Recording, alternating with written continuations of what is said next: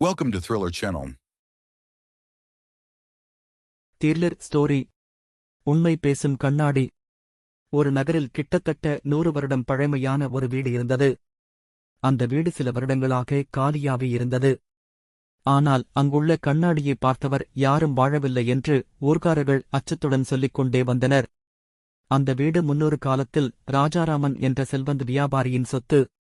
உலகம் முழுவதும் இருந்து அபூர்வமான பொருட்களை சேகரிப்பதில் அவர் ஆர்வம் கொண்டவர்.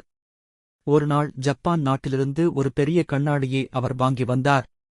அது சாதாரண கண்ணாடி அல்ல. அதில் ஒருவர் தன்னை பார்க்கும்போது வெளிப்படையாக அல்ல, உள்ளே மறைத்திருக்கும் உண்மைகள் எல்லாம் வெளிப்படும். ராஜாராமனே முதலில் அதில் தன் உள்ளத்தை பார்த்ததும் சில நாட்களில் மன அழுத்தத்தால் உயிரை விட்டார். அதன்பின் அந்த வீடு சாபக்கேடாக மாறியது. இக்காலத்தில் அந்த வீட்டின் அருகில் ஆதித்யா என்ற ஒரு இளைஞன் வசித்தான். பத்திரிகையாளராக வேலை பார்த்தான். உண்மை எதுவாக இருந்தாலும் வெளிப்படையாக சொல்ல வேண்டுமென்று நம்பிக்கையுடன் வாழ்ந்தான். ஆனால் வெளியில் தன்னம்பிக்கையுடன் நேர்மையுடன் இருப்பவன் போல காட்டிக்கொண்டாலும் உள்ளுக்குள் அவனிடம் பயமும் பொய்களும் நிறைந்திருந்தன. வேலைக்காக பலர் மீது தவறான செய்திகளை பரப்பியிருந்தான். நண்பர்களை ஏமாற்றி முன்னேறியிருந்தான்.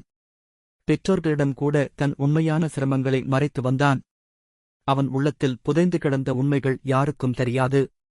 ஒருநாள் ஊரில் புனித திருவிழா நடந்து கொண்டிருந்தது. அப்போதே ஆதித்யா தனது பத்திரிகைக்காக மர்ம வீடு குறித்த செய்தி தயாரிக்கச் சென்றான்.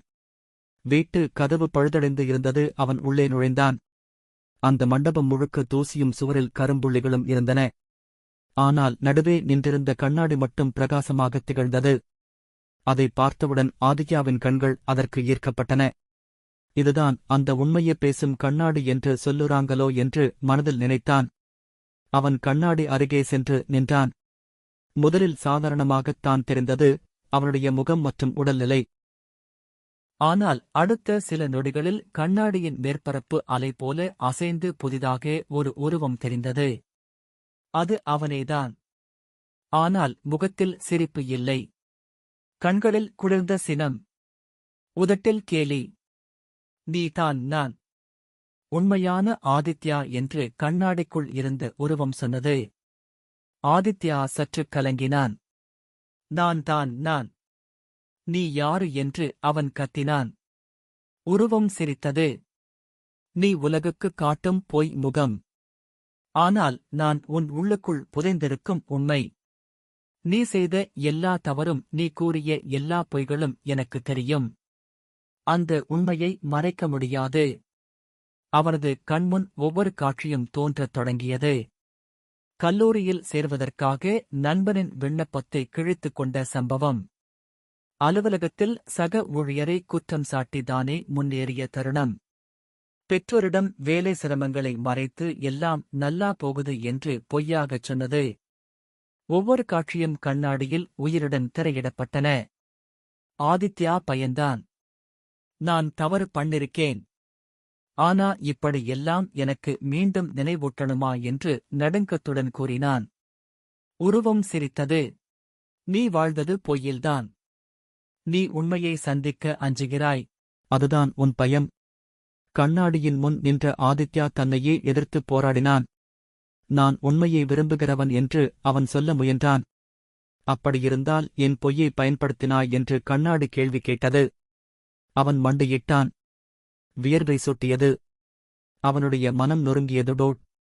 ஒரு பக்கம் அவன் உலகிற்கு காட்டும் பொய்மையான உருவம், மறுபக்கம் கண்ணாடி காட்டும் உண்மையான உருவம்.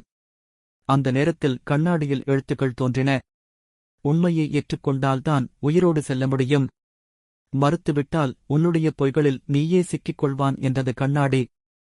ஆதித்யா நடுங்கினான். என்ன செய்யணும் என்று கேட்டான். உருவம் கடினமாகப் பேசினது. உன் பொய்களை எல்லாம் வெளிப்படையாகச் சொல்லி மன்னிப்பு கேள். இல்லையெனில் உன் மனம் உன்னையே விழுங்கிவிடும். வீட்டிலிருந்து அவன் ஓடி வந்தான். ஆனாலும் கண்ணாடியில் பார்த்த காட்சிகள் அவனை விட்டு விலகவில்லை. அவன் தூங்க முடியவில்லை. வேலைக்கு செல்ல முடியவில்லை. அவன் மனதிற்குள்ளேயே ஒரு குரல் உண்மையைச் சொல்லு, உண்மையைச் சொல்லு என்றது. இறுதியில் ஒரு நாள் அவன் அலுவலகத்தில் கூட்டம் கூடிய போது எழுந்து நின்றான். என்னுடைய முன்னேற்றம் என் உழைப்பால் மட்டும் இல்லை. நான் சக ஊழியர்களை ஏமாற்றியிருக்கிறேன். தவறு செய்திருக்கிறேன். என்னை மன்னியுங்கள் என்று சொன்னான். நண்பர்களிடம் சென்று தன் குற்றங்களை ஒப்புக்கொண்டான்.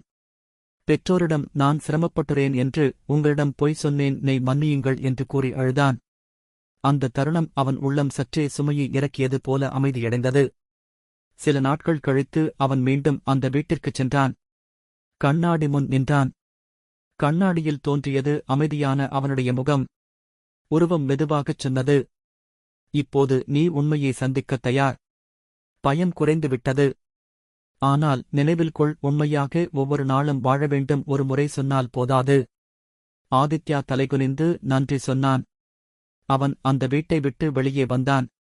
அந்த நாளிலிருந்து ஆதித்யா தனது பத்திரிகையாளரின் பணியில் உண்மையை மட்டுமே வெளிப்படுத்தத் தொடங்கினான். மக்கள் அவனை நம்பத் தொடங்கினர். ஆனால் அவனது உள்ளத்தில் ஒரு பயம் எப்போதும் வாழ்ந்து கொண்டே இருந்தது. ஒரு நாளாவது மீண்டும் நான் பொய்யில் சிக்கிக் கொண்டால் அந்த கண்ணாடி முன் நான் எப்படி தைரியமாக நிற்க முடியும்? அதுவே அவனை ஒவ்வொரு நாளும் விழிப்புடன் வாழச் செய்தது. உண்மை பேசும் கண்ணாடி என்பது ஒரு கற்பனைக் கருவி. ஆனால் உண்மையில் ஒவ்வொருவரின் உள்ளமும் அதுபோலவே செயல்படுகிறது. நாம் எவ்வளவு பொய்களால் முகமூடி அணிந்தாலும் உள்ளத்தில் மறைந்திருக்கும் குரலை மறைக்க முடியாது. அந்த குரலை சந்திக்க தைரியம் கொண்டால் மட்டுமே மனிதன் உண்மையான சுதந்திரத்தை அனுபவிக்க முடியும்.